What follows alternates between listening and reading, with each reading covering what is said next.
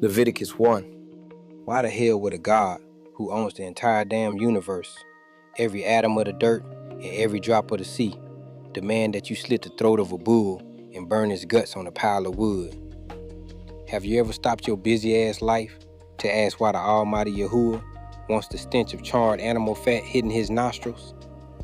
These soft-headed, suit-wearing preachers in these bullshit churches tell you it's just old law or some primitive ritual, but they are lying through their teeth because they don't know the Father. They wouldn't know truth if it slapped the taste out of their mouths. This isn't about some barbecue in the desert. This is about the mechanics of atonement, the gravity of sin, and the absolute, unfiltered authority of the Most High over the house of Yisrael, Israel. Part 1. The smoke of the slaughtered flesh. When you read Wayikra, chapter 1, you aren't reading a cookbook for priests. You are reading a forensic report on what it costs to stand before a holy power when your neck is stiff and your heart is full of rebellion. You think you can just wander into the presence of the Creator with your head up your ass, smelling like the world? You think he's some buddy you can dap up? Hell no. Yahuwah is the consuming fire, and if you don't approach him exactly how he commanded, that fire will melt the skin right off your bones and leave nothing but a grease spot on the floor. We are diving into the first 5 verses of this chapter, and I'm telling you now, if you aren't ready to see the blood, the flame, and the raw reality of the covenant, then get the fuck out of the room. This is for the remnant who wants the uncut truth. Verses 1 through 3, the call from the tabernacle. 1. And Yahuwah called unto Moshe, and spake unto him out of the tabernacle of the congregation, saying, Look at the setting here. Yahuwah isn't shouting from the mountaintop anymore, where everyone can hear the thunder and shaking their boots. He is speaking from the Mishkan, the tabernacle. He is dwelling among the people, but he is still set apart. Why did he call Moshe? Because there is an order to this thing. You don't just have every random-ass Israelite deciding how they want to worship. You don't get to find your own truth or worship in your own way. That is some new age, hippy-dippy bullshit that will get you killed. Yahuwah speaks to the leadership. He speaks to the one he chose. And where is he speaking from? The tabernacle of the congregation. In Hebrew, that's Ohel Moed, the tent of meeting. This is the courtroom. This is the headquarters. When the Most High speaks from there, he's laying down the law of the land. He's telling Moshe, tell these hard-headed Negroes exactly how they gonna stay alive in my presence. Because let's be real, without these instructions, the holiness of Yahuwah would have wiped Israel off the map before they even got past the first sand dune. His presence is lethal to the profane. If you don't have the protocol, you're a dead man walking. 2. Speak unto the children of Israel, and say unto them, If any man of you bring an offering unto Yahuwah, ye shall bring your offering of the cattle, even of the herd, and of the flock. Notice who this is for. The children of Israel, not the Egyptians, not the Edomites, who, by the way, are gone, wiped out. And don't let any of these half-wit scholars tell you otherwise. Not the Moabites, not the Ishmaelites. This manual for slaughter is for the seed of Yaakov only. Why? Because only Yisrael is in a covenant where blood is required to bridge the gap. The rest of these nations, they are nothing but spit on the ground to the Most High. They are vessels of wrath, as Shaul said in Romans chapter 9. They don't have an offering because they don't have a king. And look at what he demands of the cattle, even of the herd and of the flock. He's not asking for some wild beast you found dead on the road. He's asking for your property. He's asking for your livelihood. In that society, your herd was your bank account. Your flock was your 401k. Yahuwah is saying, if you want to talk to me, it's going to cost you something that matters. You can't give him your leftovers. You can't give him the scrapings off the floor. These fake-ass Christians today think they can give Yahuwah an hour on Sunday and $10 they found in their couch cushions and call it sacrifice. That shit is an insult. It's an abomination. If it doesn't hurt your pockets and your pride, it isn't an offering. It's a tip. And Yahuwah is nobody's waiter. 3. If his offering be a burnt sacrifice of the herd, let him offer a male without blemish. He shall offer it of his own voluntary will at the door of the tabernacle of the congregation before Yahuwah. A male without blemish. Do you understand the depth of that? You couldn't bring the one-eyed bull. You couldn't bring the sheep with the limp, or the one that was scrawny and sick. You had to bring the best. The burnt sacrifice here is the olah, which means that which ascends. It's the whole burnt offering. The entire damn thing goes up in smoke. You don't get to keep the steaks. You don't get to sell the hide. It is a total surrender. And it says, of his own voluntary will. This is where the predestination hits, though these free will addicts hate to hear it. Yahuwah moves the heart of the man to want to obey. But look at the location. At the door. You don't do this in your backyard. You don't do this in some secret place you made up. You do it where Yahuwah placed his name. You do it at the threshold of his house. The door is the point of transition. It's where the profane meets the set apart. If you try to jump the fence or sneak in the back, you're a thief and a robber, and Yahuwah will snap your neck like a dry twig. You come through the door, or you don't come at all. Jachabah, verses 4 and 5, the transfer of guilt and the flow of blood. 4. And he shall put his hand upon the head of the burnt offering, and it shall be accepted for him to make atonement for him. Stop right there. This is the most graphic, visceral part of the whole damn process. You take this massive bull, this powerful beast, and you, the sinner, the one who broke the law, the one who's been acting like a damn fool, you have to walk up to it and press your hand firmly on its head. This isn't a light touch.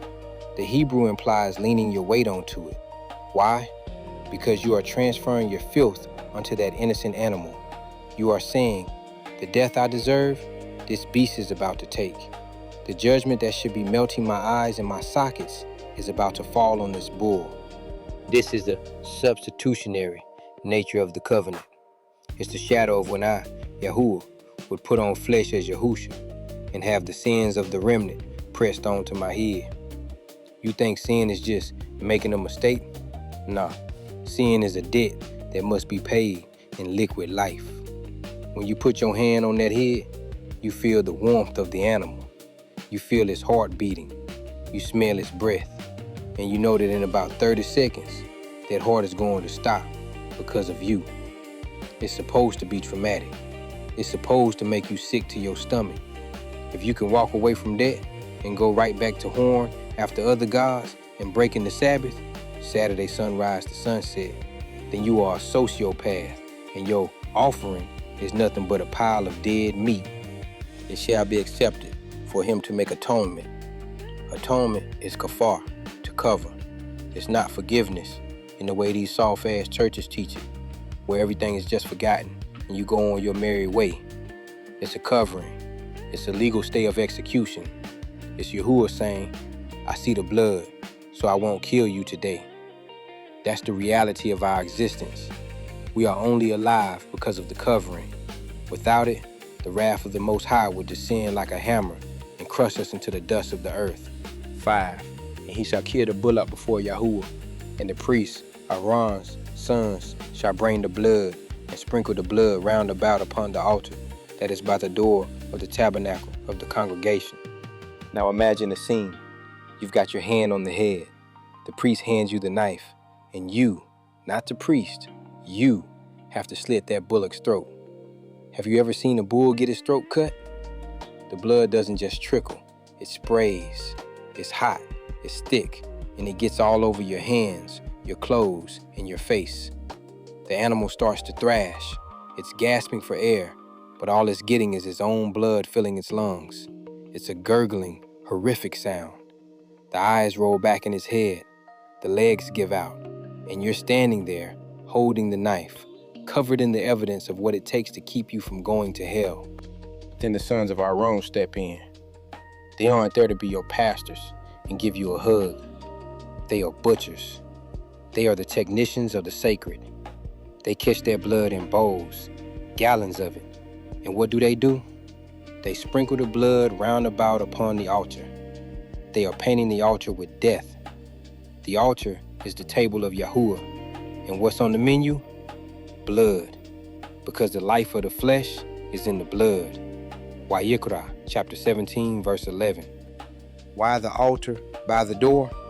Because the blood is the ticket in. You can't get past the door without the blood. You can't talk to the Father without the blood. You can't have your sins covered without the blood. These conscious brothers out here talking about, I don't need no blood, I just need my ancestors. You are a fool. Your ancestors are dead, and they can't save their own asses, let alone yours. These Hebrew camps walking around in fringes and beards like it makes them holy. Listen to me.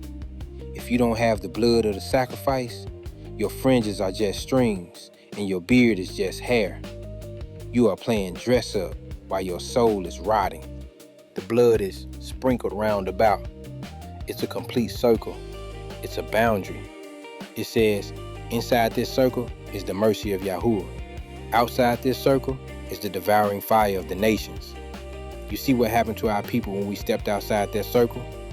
You see what happened when we stopped the sacrifices and started sacrificing to the demons of the nations, which aren't even real, just the figments of disturbed minds and the tools of human adversaries. We got put on ships. We got our backs whipped until the skin hung off like rags. We got our women raped by every pale-faced, spirit of Edom-carrying bastard that walked by. We got our children's heads dashed against the rocks. Why? Because we treated the blood of the covenant like it was a common thing. We thought we could slit the throat of the bull and then go sleep with a temple prostitute. We thought we could sprinkle the blood and then go worship the sun on Sunday. Yahuwah is not mocked. If you bring a sacrifice, it better be pure. If you bring an offering, your hands better be ready to get bloody. This is the foundation of everything. You want to know why your life is a mess? You want to know why this nation is under the foot of every other group on this flat earth? It's because we forgot the altar. We forgot the cost. We think we can talk to the Most High on our own terms. But look at the detail in verse 5. The blood is sprinkled upon the altar that is by the door. The altar is the first thing you see. You can't even get to the holy place without passing the place of slaughter.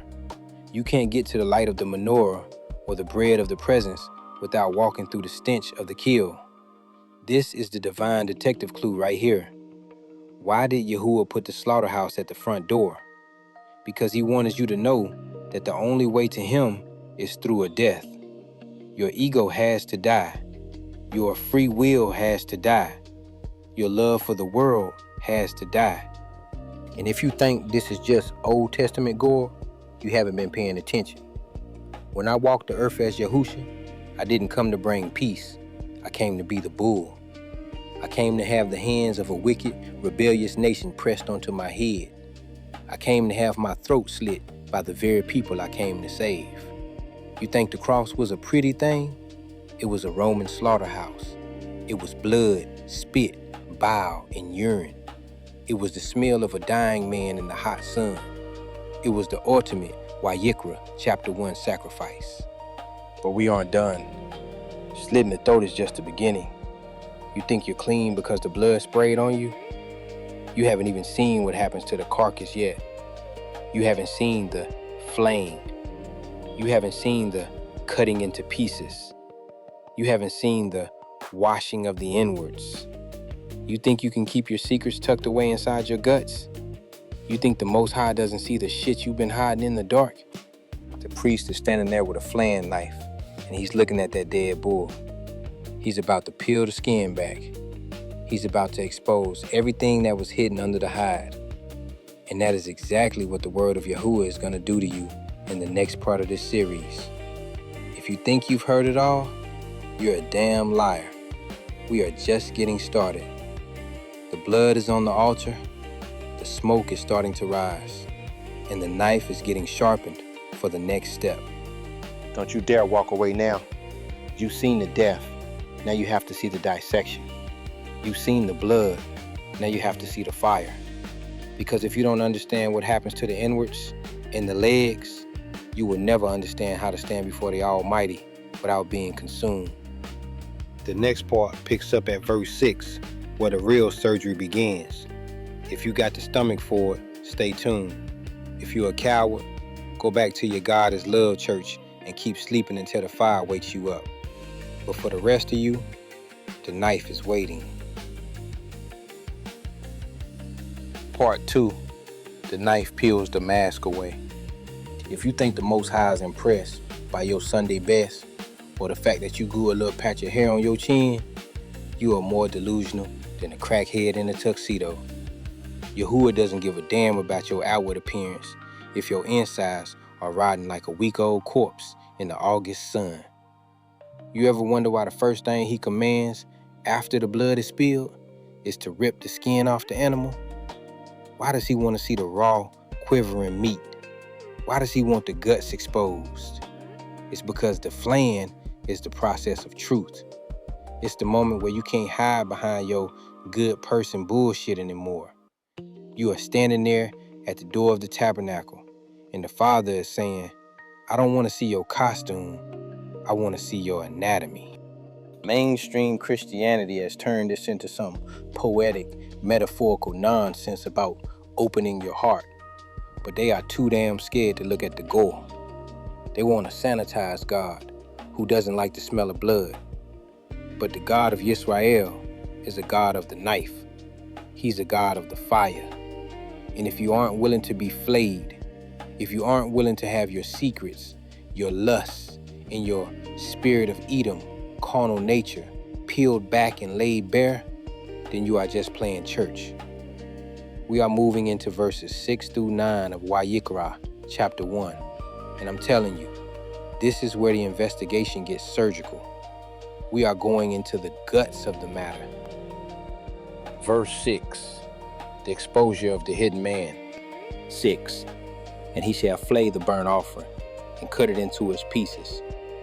The word flay in Hebrew is pashat. It doesn't just mean to skin, it means to strip, to plunder, to make naked. Have you ever seen a man flayed? In ancient times, the Assyrians, those brutal bastards, would flay their enemies alive.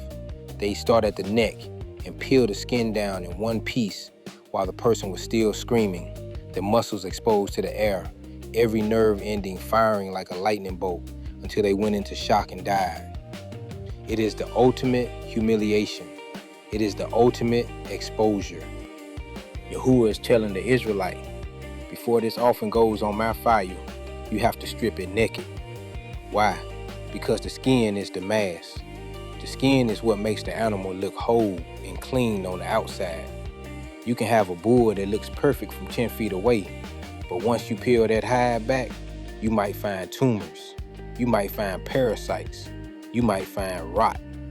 This is the divine detective work. Yahuwah is looking for what is under the surface. These lying-ass preachers tell you that God knows my heart as an excuse to keep sinning. Yeah, he knows your heart, you motherfucker. He knows it's deceitful above all things and desperately wicked. As Yirmiyahu chapter 17 verse 9 says. That's why he wants it flayed. He wants the pieces cut out. The Hebrew for pieces is nathak. It means to divide into specific members. You don't just hack it up like a maniac. You disassemble it. You look at the legs, the head, the fat, the organs. You analyze every part of your walk, every part of your thought life, every part of your appetite. When you are cut into pieces, you are being audited by the Most High. You think you can hide your adultery? Flay it. You think you can hide your theft? Cut it into pieces. You think you can hide your hatred for your brother? Lay it on the table. Wisdom of Slow-Mo, chapter 1, verse 6, says that Yahuwah is the witness of a man's reins and a true beholder of his heart. He's not looking at your fringes. He's looking at your quivering, bloody organs. If you aren't being dismantled by the word, then you aren't being prepared for the altar. You're just a dead animal with its skin still on, and Yahuwah won't touch that with a 10-foot pole. Verse 7. The order of the flame. 7. And the sons of Aharon, Aaron, the priest, shall put fire upon the altar, and lay the wood in order upon the fire.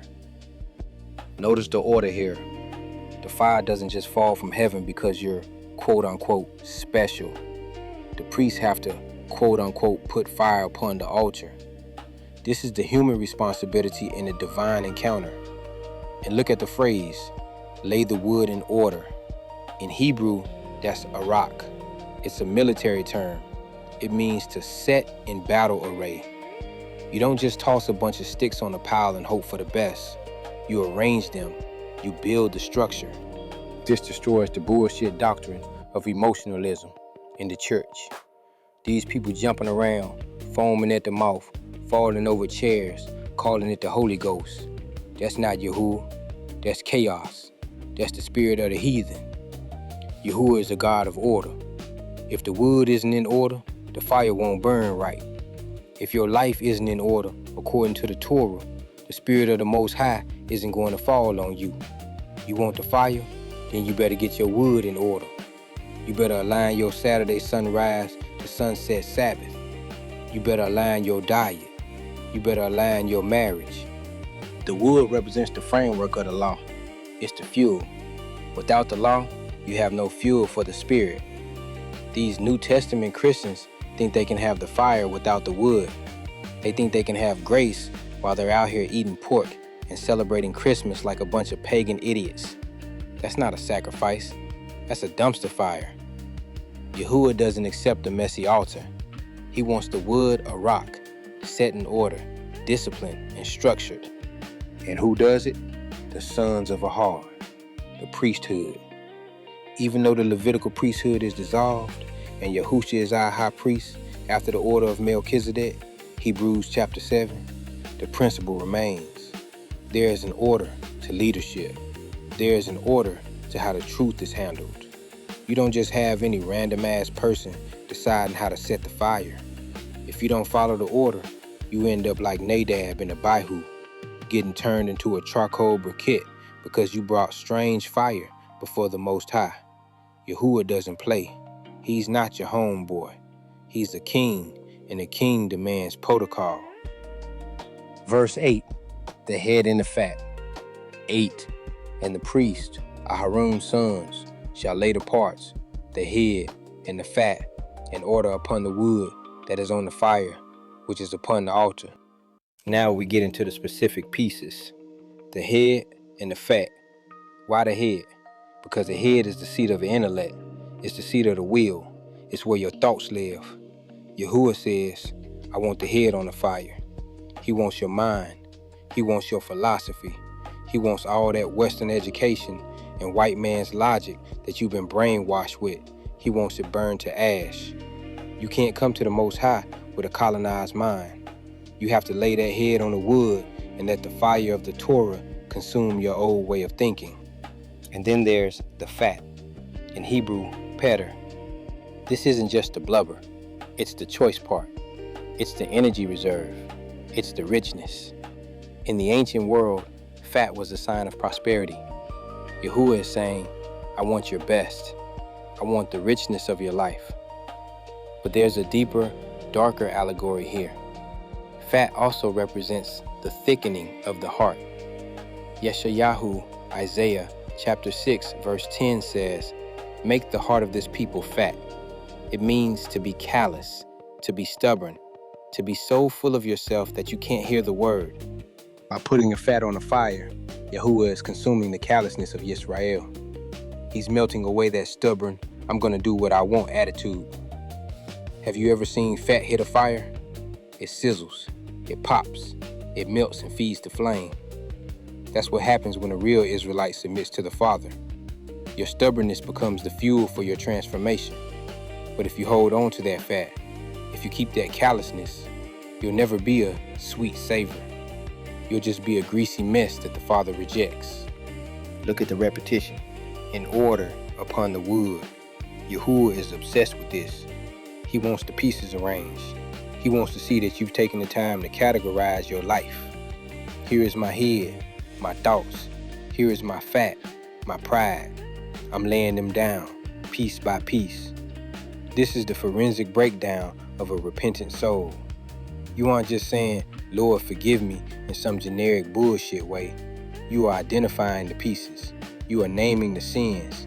You are laying the specific parts of your rebellion on the wood. If you can't name it, you can't lay it down. And if you can't lay it down, it can't burn. Verse 9, the washing of the inwards. 9, but its inwards and its legs shall he wash in water, and the priest shall burn all on the altar to be a burnt sacrifice, an offering made by fire of a sweet savor unto Yahuwah. This is the verse that should make you tremble. His inwards and his legs shall he wash in water. The inwards, kereb, are the intestines, the stomach, the bowels. This is where the literal shit is. The bull has been eating grass, and its guts are full of half-digested waste. Yahuwah says, I want the whole animal, but I don't want the shit on my altar. Do you get the allegory? Your inwards are your deepest motives. It's the stuff you don't even tell your wife. It's the envy you feel when your brother gets a new car. It's the lust that crawls through your mind when you think nobody's looking. It's the shit in your soul. Yahuwah says you have to wash it in water. What is the water? The water is the word, that he might sanctify and cleanse it with the washing of water by the word, as it says in Ephesians chapter 5, verse 26. You can't just put your inwards on the fire while they're still full of filth. You have to let the Torah scrub you from the inside out. You have to be honest about your motives. Why are you in this truth? Is it because you love Yahuwah? Or is it because you want to feel superior to the heathen? Is it because you want to be a leader and have people kiss your ass? That's inward filth, and it has to be washed. If you put unwashed guts on the fire, the smell is going to be foul. It's going to stink like a sewer, and Yahuwah will not accept a stinking sacrifice. And then the legs. The legs represent your walk, your conduct. Where have those legs been taking you? Have they been taking you to the liquor store or Saturday sunrise to sunset? Have they been taking you to the bed of a woman who isn't yours? Have they been taking you into the paths of the wicked? Wash them. You can't bring a holy offering with dirty feet. You can't claim to be an Israelite while you still walking like a Gentile. And the priest shall burn all on the altar. All. Not some, not the parts you like, all. This is the Olah, the whole burnt offering. This is total annihilation of the self. This is where the I dies. When that fire hits the washed inwards and the washed legs, the animal is gone. It becomes smoke. It becomes a sweet savor, reyach nichoach, a soothing aroma. Think about the graphic nature of this.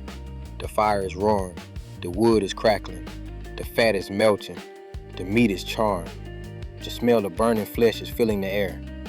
To the world, this is a massacre. To the world, this is primitive and gross. But to Yahuwah, it is soothing. Why? Because it represents a man who has finally stopped fighting him. It represents a man who has submitted to the knife, submitted to the flame, submitted to the washing, and is finally letting the fire of the Most High consume his entire existence. This is what the Christians don't understand. They want the sweet savor without the slaughter. They want the aroma without the inwards being washed. They want to keep their shit and still be accepted. It doesn't work that way. Yahuwah is a God of truth, and truth is bloody. Truth is hot. Truth is a fire that burns away everything that isn't him. Have you ever noticed that when something burns completely, there's nothing left but ash? Ash can't be rebuilt. Ash can't go back to what it was. That is the goal of the burnt sacrifice. You are supposed to be so consumed by the truth of Yahuwah that the old you, that slave-minded, sin-loving, world-chasing Negro, is gone forever. You are supposed to be ash. But look at the divine detective thread I'm leaving you with. If the whole animal is burned to ash, what happens to the ash? Does Yahuwah just leave it there? No.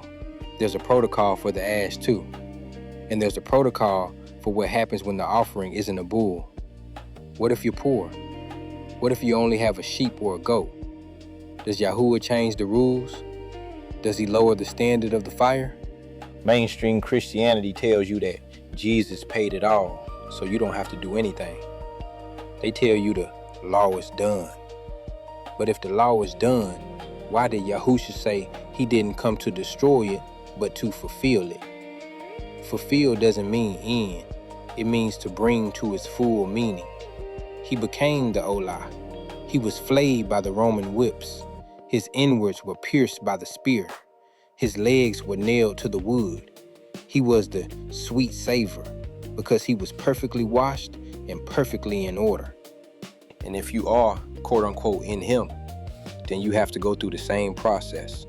You don't get a pass, you get a pattern. You are being called to the altar. You are being called to the knife. The question is, are you going to fight the priest, or are you going to lay your head on the wood?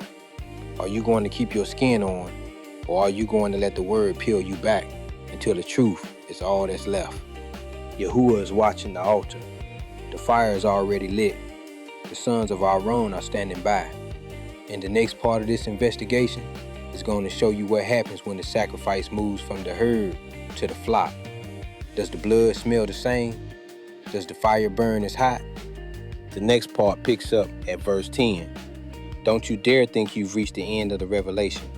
We've only just peeled the skin. Now we're going to see what happens when the stakes get smaller, but the requirement stays just as lethal. If you want to live, you have to learn how to die on that altar. If you want to be a sweet savor, you have to get comfortable with the smell of your own flesh burning. The next part picks up at verse 10. Be there or stay in the dark with the rest of the carcasses. Part 3. The northward side of slaughter. You think you can hide in the crowd, don't you? You think because you want the high priest or the wealthy man with the massive bullock that you can just slip through the gates of the kingdom with some half-assed lukewarm devotion?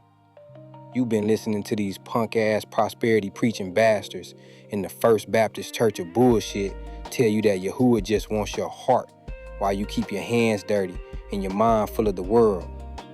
They tell you that the old law is a burden, some heavy-ass yoke that Yahusha came to break so you could go eat shrimp and worship on the sun god's day. They are lying to you. They are leading you straight into the mouth of the pit, and they're doing it with a smile and a collection plate. We are moving into the second tier of the slaughter in Wayikra, chapter 1. Yahuwah is shifting the focus from the herd to the flock, from the massive bull to the sheep and the goats. And if you think the intensity drops just because the animal got smaller, you are a damn fool. The fire doesn't get any cooler. The blood doesn't get any less red. The requirement for perfection doesn't move an inch. We are breaking down verses 10 through 13, and I'm going to show you why the northward side of the altar is the place where your God is love theology goes to die a screaming, bloody death. If you can't handle the sight of a goat's throat being ripped open for the sake of the covenant, then you aren't ready for what's coming to this flat earth. Verse 10, the selection of the flock. 10, and if his offering be of the flocks, namely of the sheep or of the goats, for a burnt sacrifice, he shall bring it a male without blemish. Look at the categories here. The sheep or of the goats. This is a divine detective clue that spans the entire volume of the book. Why did the Most High specify both? Because these two animals represent the two types of people sitting in the congregation of Yisrael right now.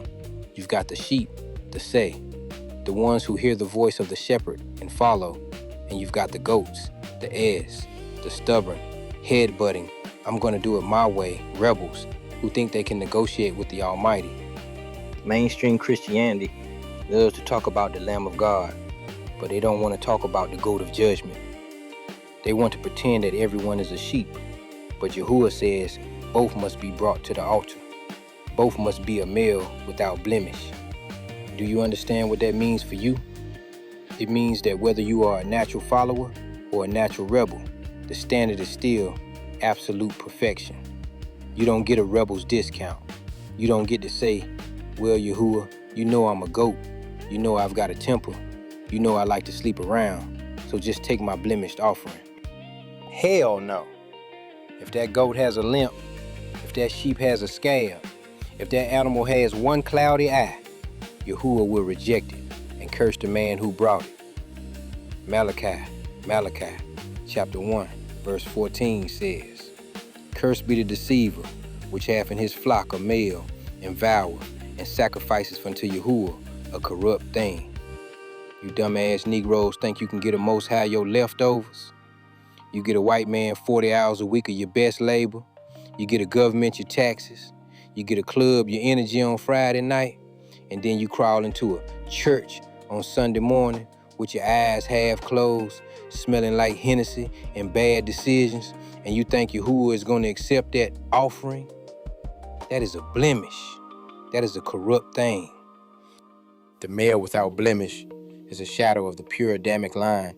It's a shadow of a life that hasn't been mixed with the filth of the nations. These camps out here telling you that you can be a mamzer and still lead the people, they're lying. A blemish in the bloodline was a disqualification for the priesthood. A blemish in the animal was a disqualification for the altar.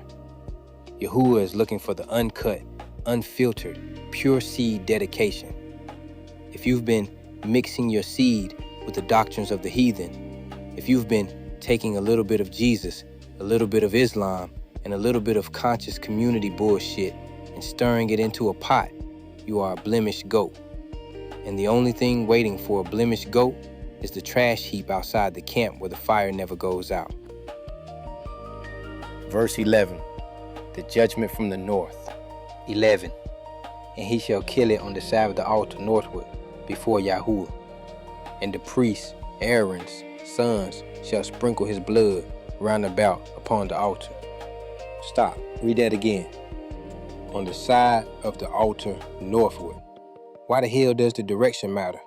You think Yahuwah just likes the compass? No, this is forensic theology. In the scriptures, the north is always the direction of judgment and destruction. Yirmiyahu, chapter 1, verse 14 says, Out of the north an evil shall break forth upon all the inhabitants of the land. When the Babylonians came to crush our ancestors, they came from the north. When the Medes, who are archetyped by modern-day Russia, come to destroy the modern Babylon system, they will come from the north. By commanding the sheep and the goats to be killed on the north side, Yahuwah is making a graphic, visceral point. The sacrifice stands between you and the incoming judgment. The blood is spilled in the very path of the wrath. It's like a spiritual breakwater. When the fire of Yahuwah's anger comes screaming down from the north to melt your skin and crack your bones, it has to pass through the blood of the sacrifice first. These lying-ass preachers tell you about universal salvation. They tell you that God loves everybody. If he loves everybody, why did he designate a specific side of the altar for slaughter? Why is there a northward side at all? It's because Yahuwah is a God of war and a God of boundaries. If you aren't covered by the blood on that north side, you are standing in a direct line of fire. And look at the priests, the sons of Aaron. They sprinkle his blood round about upon the altar. They are painting a circle of death to protect a circle of life. This is the NC-17 reality. Imagine the priest standing on the north side. The wind is blowing cold from the mountains. He grabs the goat by the horns, pulls the head back until the neck skin is tight, and rips the throat open with a razor-sharp flint or steel. The blood doesn't just fall, it gushes. It hits the north side of the altar and splashes back onto the priest's garments. It's steaming in the cold air. The goat is kicking, its hooves scratching at the dirt, making a sound like a wet drum. That blood is the only thing keeping the vessels of wrath from being poured out on the man who brought the animal. You think you're saved because you said a little prayer? You aren't saved until the blood is on the north side. You aren't saved until the judgment has something else to hit besides your own head. These Sunday Christians are standing on the south side, basking in the sun, thinking everything is fine, while the storm is gathering in the north. And when that storm breaks, they won't have an altar. They won't have a priest, and they won't have a sacrifice. They'll just have their own worthless lives to offer, and Yahuwah will consume them like dry grass in a furnace. Verse 12, the dissection of the will. 12, and he shall cut it into his pieces, with his head and his fat, and the priest shall lay them in order on the wood that is on the fire, which is upon the altar. Here we go again with the pieces. Yahuwah is a God of dissection. He doesn't want the whole you if the whole you is a mess of hidden agendas. He wants you cut into pieces. He wants to see your head, your intellect, and your fat, your pride, and your prosperity. Let's talk about that head for a minute. You've got all these scholars and theologians with their PhDs from seminaries, who think they can explain Yahuwah using Greek philosophy and Roman logic. They try to tell you that the Trinity is real, even though the word isn't in the book and the math doesn't add up. They try to tell you that Yahusha is a second person of a Godhead committee. That is some Japhethite, Khazar convert bullshit. Yahuwah is one. Hear, O Yisrael, Yahuwah our Elohim is one Yahuwah. Deuteronomy chapter 6, verse 4. When I put on flesh as Yahusha, that was me. Not a son, not a partner, not a junior vice president. It was the Almighty wearing a suit of skin so he could walk among his people. If you want to be a sacrifice, you have to lay that head on the wood. You have to let the fire of truth burn away every lie you learned in the white man's school system. You have to let the fire consume your free will delusions.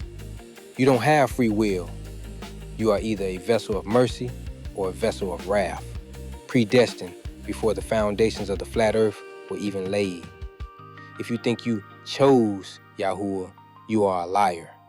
He chose you, or he didn't. And if he chose you, he's going to cut your head off and put it on the fire so you stop thinking for yourself and start thinking according to his word. And the fact, that's the spirit of Edom inside you.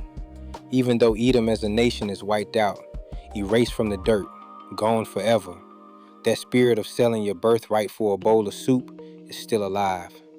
It's that carnal, fleshly, I want it now attitude. It's the fat that clogs your spiritual arteries. The priest has to lay it in order. This is the divine detective work. You can't just throw your life at the altar and hope it sticks. You have to arrange it. You have to be disciplined. You Hebrew camps walking around with your fringes dragging in the mud and your beards full of chicken grease. You think there's order? No.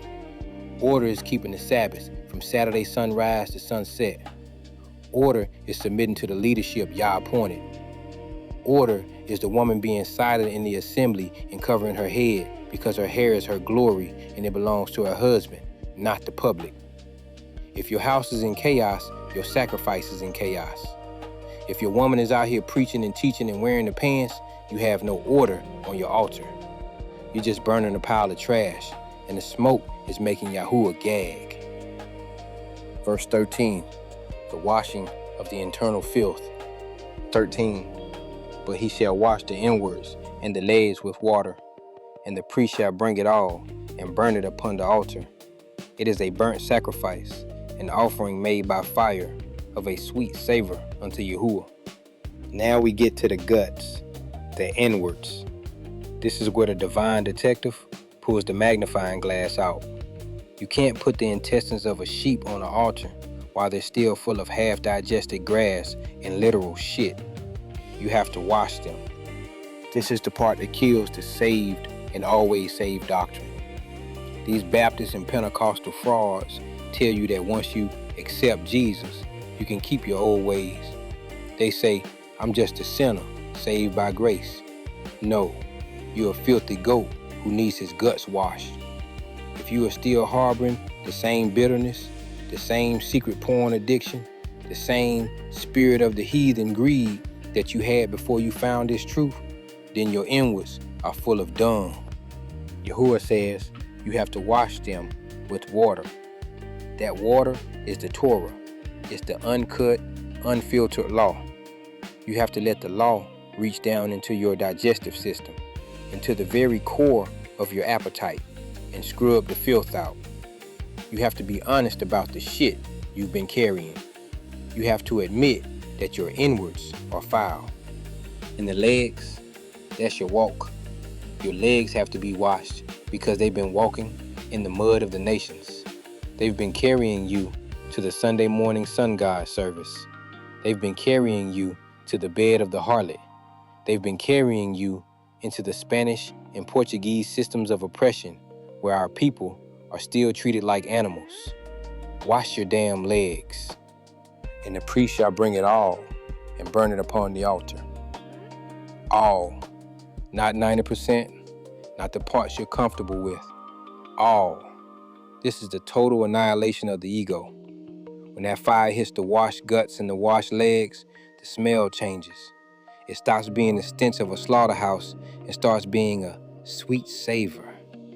Why is it sweet to Yahuwah? Because it's the smell of obedience. It's the smell of a man who finally realized that he is nothing but dust and spit without the covenant. It's the smell of a nation finally coming back to its senses. But let me ask you a question that'll make your soul itch. If the sheep and the goats have to be killed on the north side to block the judgment, what happens to the people who are too poor to even own a goat? What happens to the lowly ones who only have a couple of birds? Does Yahuwah still demand the blood? Does he still demand the fire? You've been told that God doesn't care about the details, but we've just seen that he cares about the direction, the fat, the head, and the washing of the guts. He is a God of the fine print, and if you miss the fine print, you miss the kingdom. These Christian preachers are out here telling you that the Old Testament is just a history book. It's not a history book, it's a map. It's a forensic manual for how to stay alive in the presence of a consuming fire. If you don't have the blood on the north side, you are a dead man walking. If you don't have your inwards washed, you are a walking sewer. And don't think for a second that the New Testament changed the temperature of the fire. When I walked the earth as Yahusha, I didn't come to bring peace. I came to bring a sword. I came to be the high priest who would oversee the ultimate washing of the inwards of the remnant of Yisrael. The next part of this series is going to take us to the final tier. The fowls, the birds, the offering of the poor. And I'm telling you now, the way Yahuwah handles those birds is more graphic and more disturbing than anything we've seen with the goats. If you think you can handle the ringing off of the head, then stay tuned. But if you're still looking for a gentle Jesus, meek and mild, then get the hell out of here and go back to your Sunday morning nap. The fire is getting hotter, the smoke is getting thicker, and the northward judgment is closing in. The next part picks up at verse 14. The birds are waiting, and the priest's hands are already red. Don't blink. Part 4. The wringing of the neck. Have you ever stopped to wonder why the Most High Yahuwah, the architect of the stars and the master of the deep, would spend the closing moments of his first instructional chapter on a damn bird? You've seen the bullock slaughtered, you've seen the goat flayed, and you've seen the sheep's blood painted on the north side of the altar. But now, the camera zooms in on the smallest, most fragile thing in the tabernacle, the turtle dove and the pigeon. These soft-headed, suit-wearing preachers in these bullshit churches tell you that this is just about the poor man's offering, like Yahuwah is just being a nice guy for the brothers who can't afford a cow. They are lying to you. This isn't about financial status. It's about the vulnerability of the soul and the absolute violent necessity of breaking the neck of your own pride before you can ever become a sweet savor. If you think you can skip this part because you think you're spiritually wealthy, you are more delusional than a crackhead in a tuxedo. This is the final forensic breakdown of Wayikra, chapter 1, covering verses 14 through 17. This is where the divine detective work gets visceral. We are talking about heads being wrung off, crops being plucked out, and wings being cleaved but not divided. If you aren't ready to see the raw, bloody reality of what it takes to be accepted by the Almighty, then get the hell out of the room. This is for the remnant who understands that the smaller the offering, the more intimate the slaughter. Verse 14, the offering of the lowly. 14, and if the burnt sacrifice for his offering to Yahuwah be of fowls, then he shall bring his offering of turtle doves or of young pigeons. Look at the specific birds mentioned, turtle doves or of young pigeons. Why these two? In the Hebrew, the turtle dove is Tor and the pigeon is Yonah. These are birds of mourning. These are birds of wandering. They represent the state of the scattered Negro, the true Yisrael in this worldwide diaspora. We are the turtle doves of the nations, mourning in the gutters of Babylon, crying out from the islands of the Caribbean, from the favelas of Brazil, and from the projects of America. Yahuwah is saying that even the most broken, the most quote-unquote lowly among us has no excuse to come empty-handed. But notice the requirement is still a quote-unquote burnt sacrifice, an olah. It still has to be entirely consumed. These fake-ass quote-unquote pastors tell you that if you're struggling, you can just quote, give what you feel. No, Yahuwah demands a specific protocol even for the bird. You don't just toss a pigeon at the altar and walk away. And why young pigeons? Because the Most High wants the youth. He wants the strength. He wants the potential. He doesn't want you to wait until you're 80 years old, your dick doesn't work, and your mind is gone before you decide to serve the Lord. That's a blemish. He wants the young pigeon, the one with his whole life ahead of it, to be snapped and burned. He wants your prime.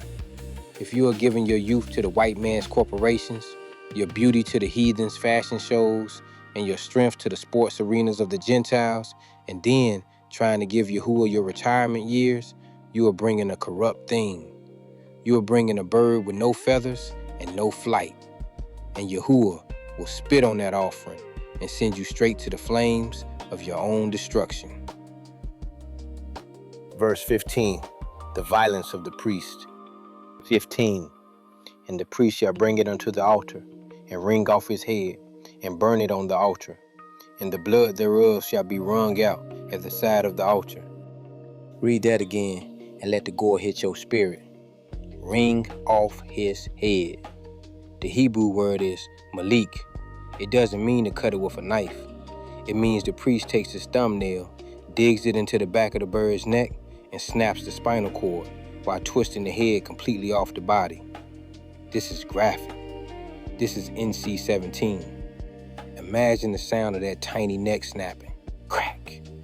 Imagine the blood spraying onto the priest's thumb. Why the head? Because the head is the seat of the quote-unquote ego. It's the seat of your private interpretation. Yahuwah is saying that for the lowly man, the man who doesn't have the big bull of a massive ministry or the sheep of a large family, the biggest obstacle is his own damn head. You think you're conscious? You think you're woke? Snap it. Wring it off. Your woke philosophy is nothing but a bird's head that needs to be detached from your body so the fire can consume you. And look at the blood wrung out at the side of the altar. Because a bird doesn't have gallons of blood like a bullock, every drop is precious. The priest has to squeeze the carcass against the side of the altar to make sure the blood drains. This is the divine detective clue. Yahuwah is obsessed with the drainage of life. If the life is in the blood, then the blood must be applied to the altar, or you are just cooking meat. These Hebrew camps walking around talking about, I don't need no priest, I am my own priest. You are a fool. The bird cannot wring its own head off. You cannot snap your own ego. You need the priesthood of Yahusha, the high priest after the order of Melchizedek, to reach down into your life and snap your neck. You need the word to be so sharp and so violent that it separates your thoughts from your actions. If your truth doesn't feel like your head is being twisted off your shoulders, then you aren't hearing the truth. You're hearing a lullaby. And lullabies are for babies who are about to be slaughtered in their sleep. Verse 16, the removal of the filth. 16, and he shall pluck away his crop with his feathers, and cast it beside the altar on the east part, by the place of the ashes. Here's the part that should make you gag. The crop is the bird's gullet, the place where it stores its undigested food. It's full of seeds, dirt, and whatever scavenged garbage that bird was eating. And the feathers are the outward beauty, the flight, the pride. Yahuwah says, pluck it away. Do you get the allegory? The crop is your appetite. It's what you've been feeding on in the dark. It's the white man's theology you've been swallowing for 400 years. It's the black excellence pride that has nothing to do with the Torah. It's the shit in your gullet. Yahuwah doesn't want your undigested worldly garbage on his fire. He wants it cast beside the altar on the east part. Why the east? Because the east is where the sun rises. It's the place of the ashes. It's the place where the waste is put. In the divine detective map, the east is the entrance. Yahuwah is saying that before you even get into the heat of the fire, your crop, your worldly appetite, and your feathers, your outward vanity, must be ripped out and thrown in the trash. You sisters out here with the fake hair, the painted faces, and the spirit of Jezebel clothes, those are your feathers. You brothers with the expensive cars you can't afford and the boss mentality while you're still a slave to the system, those are your feathers. Pluck them off. If you try to go into the fire with your feathers on, you're going to stink up the whole tabernacle. You're going to smell like burnt plastic and vanity. Yahuwah wants the raw, naked, skinless bird. He wants the truth of who you are, not the costume you wear to the Hebrew feast days. If you can't stand to be plucked, you can't stand to be accepted. Verse 17, the cleaving of the wings. 17, and he shall cleave it with the wings thereof, but shall not divide it asunder. And the priest shall burn it upon the altar, upon the wood that is upon the fire. It is a burnt sacrifice, an offering made by fire, of a sweet savor unto Yahuwah.